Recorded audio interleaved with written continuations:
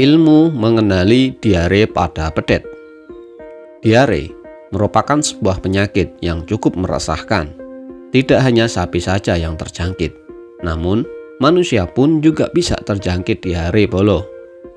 Diare memiliki daya dampak yang signifikan kepada penderitaannya, karena memang bagian yang terdampak adalah perut. Sedang letak energi sapi berupa makanan yang dicerna di perut bolo. Jika perut tidak sehat, auto nggak baik pula aktivitas keseharian sapi kita bolo. Macam-macam diare sapi.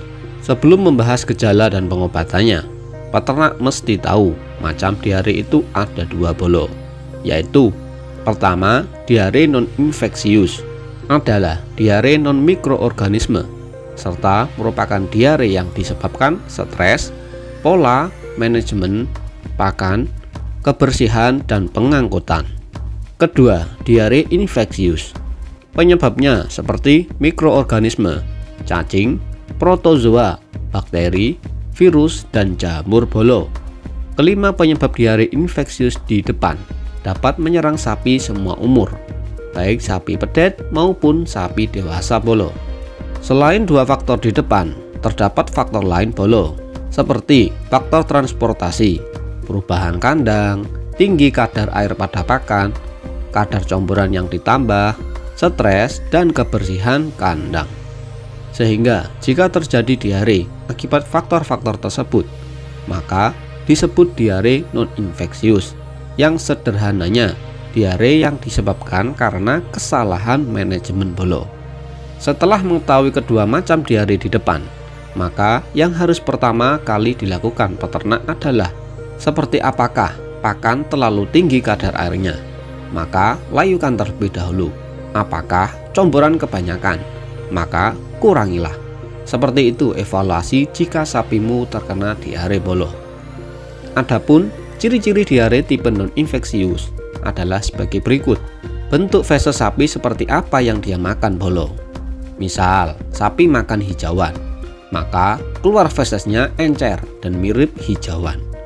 Artinya, sapi dengan diare ini tidak ada perubahan atas apa yang dia makan sampai dia feseskan bolo. Perlu ditegaskan bolo, diare infeksius disebabkan oleh cacing, protozoa, jamur, bakteri, dan virus. Kelima faktor ini dapat berdiri sendiri-sendiri maupun secara bersamaan bolo. Misal, bakteri. Karakternya adalah selalu ikut dengan penyakit diare bolo. Kita akan bahas satu persatu ya bolo. Ciri-ciri diare. Nomor 1. Diare karena cacing. Cirinya feses lembek, hijau pucat atau hijau keputihan, atau diare hijau bolo.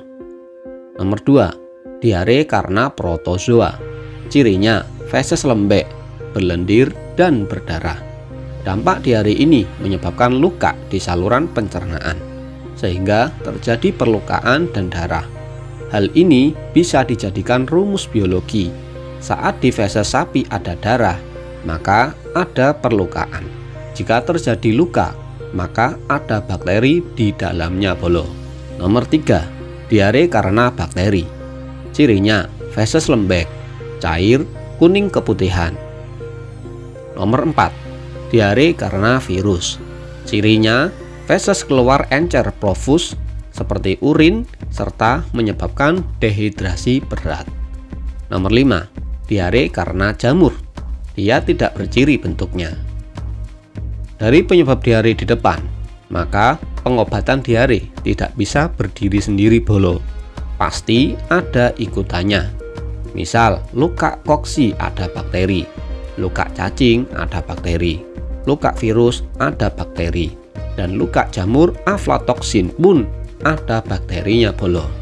Solusinya, jika identifikasi sudah ketemu, selanjutnya jika memang sudah tidak ketemu solusinya, segera panggil petugas keswan atau dokter hewan bolo dengan tujuan agar pedet terhindar dari kondisi dehidrasi yang lebih parah.